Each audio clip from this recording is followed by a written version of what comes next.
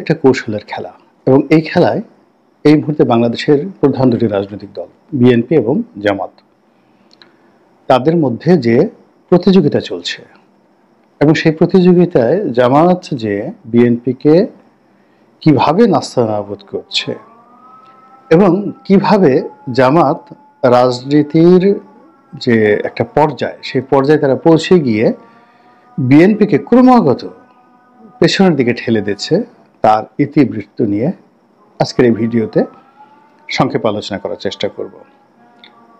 প্রথমে চিন্তা করুন পররাষ্ট্রনীতির কথা। জামাতের নেতৃবৃন্দ মার্কিন যুক্তরাষ্ট্রের সঙ্গে বৈঠকে বসবে, মার্কিন প্রশাসন জামাতের লোকদেরকে রাজনৈতিক নেতা হিসেবে স্বীকার করে নেবে, তারপর সেই মার্কিন কর্মকর্তারা জামাতের অফিসে যাবে, জামাতের কর্মকর্তারা মার্কিন রাষ্ট্রদূতের অফিসে যাবে। এই জিনিসগুলো কি আমরা কল্পনা করতে পেরেছি আগস্ট মাসের আগে? আমরা তো পশ্চিমা দেশগুলোকে সবসময় জানতাম যে তারা জামাত বিরোধী, প্রচণ্ড জামাত বিরোধী, কিন্তু একই হলো, এখন পশ্চিমারা জামাতের তোয়াজ করছে, তদবির করছে। আমেরিকাকে বাদ দিয়ে যদি আপনি ইংল্যান্ড সহ ইউর দেশসমূহের কথা চিন্তা করেন, তারাও বিএনপির চাইতে জামাতকে এই মুহূর্তে কম গুরুত্ব দিচ্ছে না। যেহেতু আমি বিএনপির সাবেক একজন মনোনয়ন প্রাপ্ত কর্মী, তো কাজে এই কথাগুলো বলতে আমার খুব কষ্ট হচ্ছে, কিন্তু বাস্তবতা হলো যে ইউরোপীয় ইউনিয়নের যারা নেতৃবৃন্দ রয়েছেন কিংবা ইংল্যান্ডের যে সকল কর্তারা রয়েছেন এখানে, তারা অতি সহজে জামাতের সঙ্গে যেভাবে মিশে যাচ্ছেন বা যেভাবে জামাত এবং এই সকল দেশের রাষ্ট্রদূতদের যে বৈঠক হয়েছে, এটি অভাবনীয়, যেটি আমরা কল্পনা করতে পারিনি। আচ্ছা, এরপর আপনি চীনের সাথে চিন্তা করেন। জামাতের নেতারা ঢালাওভাবে ঘন ঘন চীন যাচ্ছেন।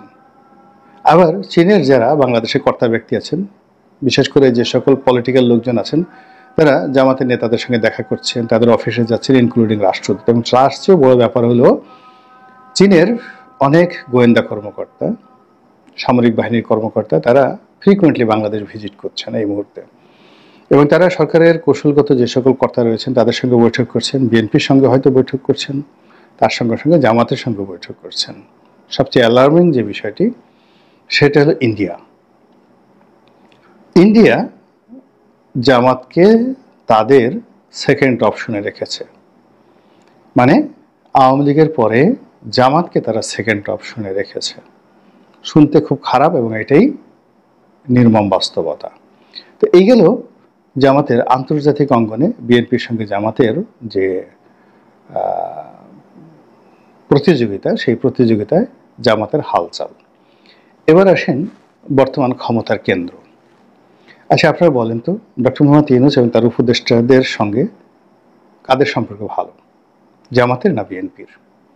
তো এই জামাত যে কাজটি করেছেন তার জন্য কি তাদের কোনো শ্রম ছিল না, কূটকৌশল ছিল না, কূটনীতি ছিল না, চেষ্টা তদবির ছিল না, তাবিজ কবাজ ছিল না? সব ছিল। যে কাজটি বিএনপি করতে পারেনি।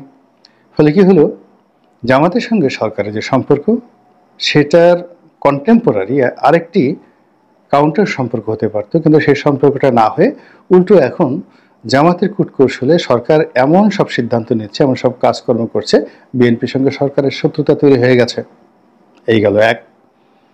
2 নম্বর হলো যে জামাত সেই 2009 সন থেকেই অনেকগুলো পলিটিক্যাল, ক্ষুদ্র ক্ষুদ্র পলিটিক্যাল ফোর্স রয়েছে, রাজপথের ফোর্স রয়েছে, যারা মূলত জামাতের পেইড এজেন্ট।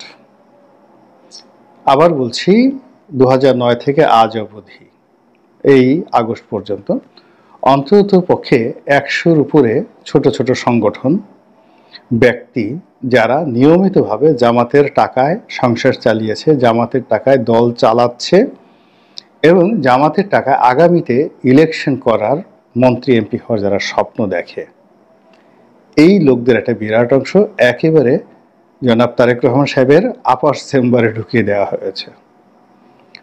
তারা দিনে তারেক রহমান সাহেবের সাথে বৈঠক করে, রাতে তারা বিএনপির যারা নেতাকর্মী রয়েছে তাদেরকে ভয় দেখায় যে নেতার সঙ্গে আমাদের এত ভালো সম্পর্ক, আসি তোমাদেরকে এটা করে দেবো, ওটা করে দেব। আর ভোর রাত্রে গিয়ে জামাতের কর্তা ব্যক্তি যারা রয়েছে তাদেরকে কদম বসি করে সারাদিন তারা কি করেছে ওটার হিসাব দিয়ে তারপরে তাদের যে তোহফা, সেই তোহফার জন্য তারা হাত পেতে থাকে জামাতের দিকে।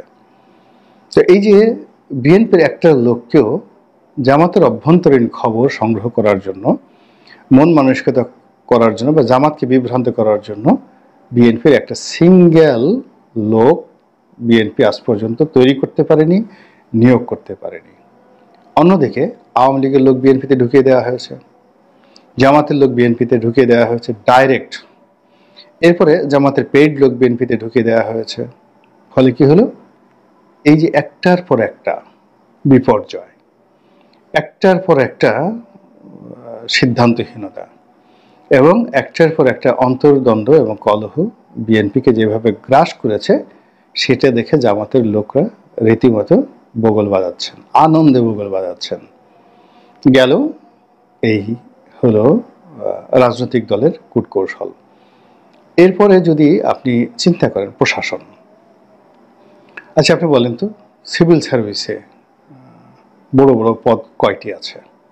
সংস্থাপন সচিব, মন্ত্রিপরিষদ সচিব, শিক্ষা সচিব, তারপরে পরিকল্পনা কমিশনের সচিব। এরকম যদি আপনি 10-12টা খুব সেন্সিটিভ সচিবের পদ ধরেন, তারা কি বিএনপির লোক? তারা কোন দলকে ভালোবাসে, কাকে বেশি পছন্দ করে, সে অনুযায়ী আপনি সিদ্ধান্ত নেন যে আওয়ামী লীগ কি করে গেছে, বিএনপি কি করছে, আর জামাত কি করতে চাচ্ছে। এই গেল একটা। বাংলাদেশের মানুষদেরকে উদ্বুদ্ধ করার জন্য ধর্ম মন্ত্রণালয় খুব গুরুত্বপূর্ণ একটা মন্ত্রণালয়। আপনি চিন্তা করেন শুধুমাত্র ইসলামিক ফাউন্ডেশনের অধীনে 30,000 কর্মকর্তা কর্মচারী রয়েছে। বিএনপি জামাতের যে জোট সরকার ছিল বিগত দিনে 2001 থেকে 2006, এই সময়টিতে জামাত শুধুমাত্র এই ইসলামিক ফাউন্ডেশনকে দিয়ে সারা বাংলাদেশে তাদের মতাদর্শের লোক যেভাবে প্রতিটি মসজিদে, মাদ্রাসায় তারা রিক্রুট করেছে, যেটি বিএনপি এখন পর্যন্ত টের পাচ্ছে না যে ইসলামিক ফাউন্ডেশনের মতো একটা প্রতিষ্ঠানকে জামাত তাদের নিজের মতো করে কিভাবে তাদের রাজনৈতিক এজেন্ডা বাস্তবায়নের জন্য তারা তৈরি করে ফেলেছে।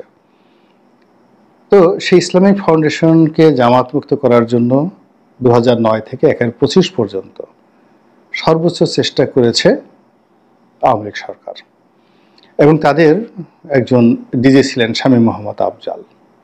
মানে রীতিমতো জামাতের জন্য চেঙ্গিস খান বা হালাকু খানের রূপ নিয়ে তিনি ফিরে এসেছিলেন। তিনি জামাতের সব কিছু তছনছ করে দিয়েছেন। ইসলামী ব্যাংক, হাসপাতাল, তারপর ইসলামী ব্যাংক থেকে শুরু করার সব কিছু, মানে জামাতের উপর যে ফাইন্যান্সিয়াল গজব নাজিল হয়েছে আওয়ামী লীগের পক্ষ থেকে, পুরোটাই শামীম মোহাম্মদ আফজাল সাহেব করেছেন।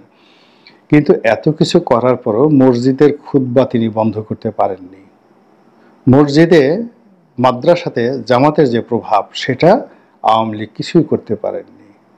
সেই জায়গা এখন পুরো শুধুমাত্র ইসলামিক ফাউন্ডেশন নয়, পুরো ধর্ম মন্ত্রণালয়ের মাধ্যমে বাংলাদেশের যে মুসলিম কমিউনিটি, তাদের মধ্যে যে ইসলামাইজেশনের যে স্বপ্ন, এই স্বপ্নের উপকার হিসেবে জামাত যে গুরুত্বপূর্ণ ভূমিকা পালন করছে, ওই জায়গাটুকু মানে বিএনপি যে চিন্তা করবে, সেই চিন্তা করার মতো লোক বিএনপিতে একজন নেই, not a single one who can tell Islamic ফাউন্ডেশনে কি হচ্ছে, হু ক্যান টেল ধর্ম মন্ত্রণালয়ে কি হচ্ছে, হু ক্যান টেল যে সৌদি আরবে কি হচ্ছে, দুবাইতে কি হচ্ছে, সংযুক্ত আরব আমিরাতে কি হচ্ছে, কাতারে কি হচ্ছে, এখানে কিভাবে কমিউনিটি রাজনীতি হচ্ছে। পুরো কমিউনিটি রাজনীতিতে এই ধর্ম মন্ত্রণালয়কে ব্যবহার করে জামাত যেভাবে এগিয়ে গেছে, ওর ধারের কাছে যাওয়া তো দূরের কথা, ওই জিনিস যে কিভাবে কি করলো, ওটা এখন পর্যন্ত বিএনপি ধর্তব্যের মধ্যে ধরেনি।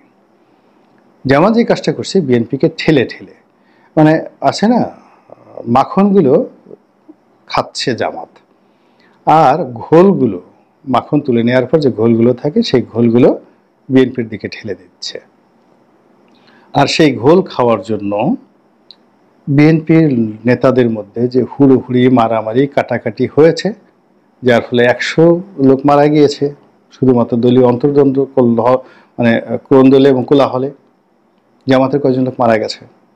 আচ্ছা, এই যে ১০০ লোক বিএনপির মারা গেল সারা বাংলাদেশে, পত্রিকায় এসেছে, কম বেশি হতে পারে, ১০ জন বেশি হতে পারে, বা ১০০ জনের জায়গায় ১১০ জন বা ৯০ জন হতে পারে, কিন্তু ব্যাপার হলো যে যেগুলো পত্র পত্রিকায় আসছে এটা হলো অন্তর্দ্বন্দ্ব। সেটা কি নিয়ে হয়েছে? চাঁদাবাজি নিয়ে হয়েছে, দখল নিয়ে হয়েছে, লুটপাট নিয়ে হয়েছে, এবং এই জায়গাগুলো একটা টানাটানি করে, প্রতিযোগিতা করে এরপর জামাত সেটি জায়গাগুলো ছেড়ে দিয়েছে তাদেরকে। ফলে কি হলো?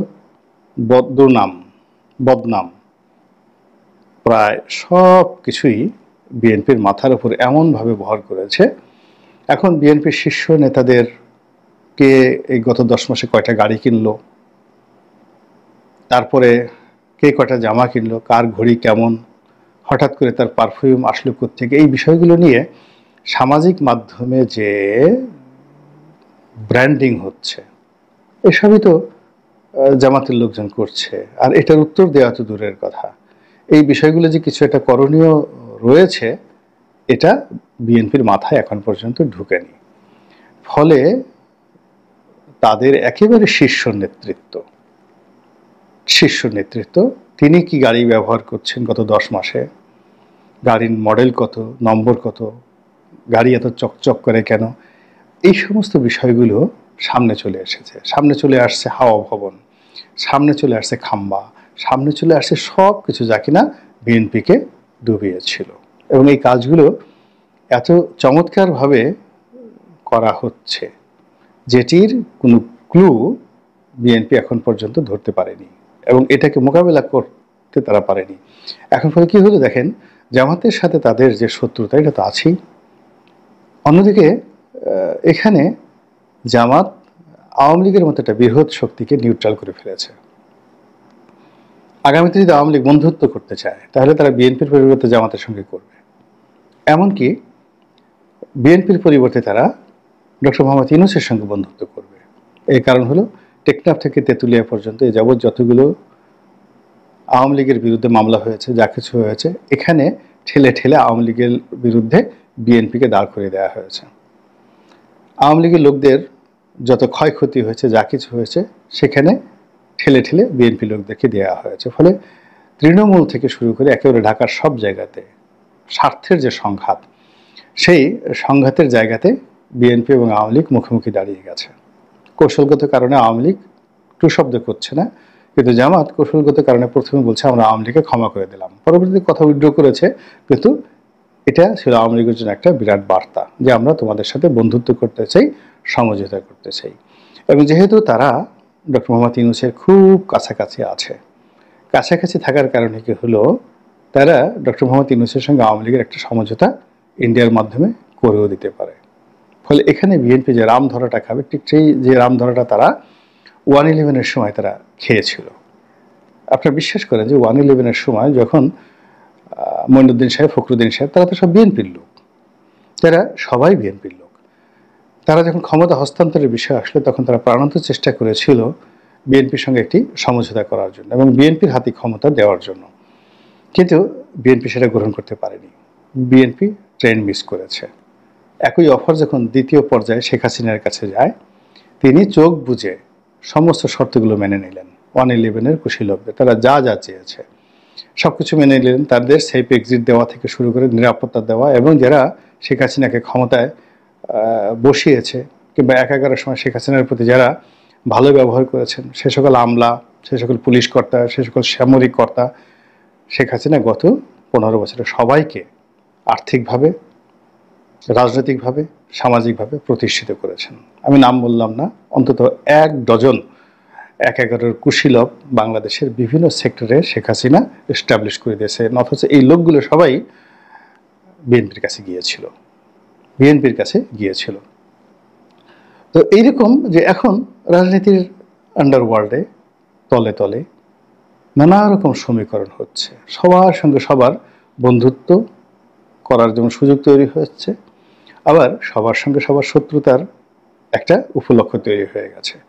এবং সেই ক্ষেত্রে বিএনপি ক্রমশ বন্ধুহীন হয়ে পড়ছে, শত্রুর সংখ্যা বেড়ে যাচ্ছে। আর এই যে বিএনপিকে এই দুরবস্থার মধ্যে ফেলে দেওয়ার জন্য জামাত যেভাবে কৌশল করছে, সেই কৌশলগুলো এখন পর্যন্ত বিএনপি আন্দাজও করতে পারছে না। ফলে যা হবার তাই হচ্ছে। রাজনৈতিক একটা বিপর্যয়ের দিকে বাংলাদেশের সবচেয়ে জনপ্রিয় এবং বৃহত্তম দলটি এগিয়ে যাচ্ছে। আল্লাহ আমাদের সবাইকে হেদায়েত দান করুন এবং হেফাজত করুন। আসসালামু আলাইকুম ওয়া রাহমাতুল্লাহি ওয়া বারাকাতুহু।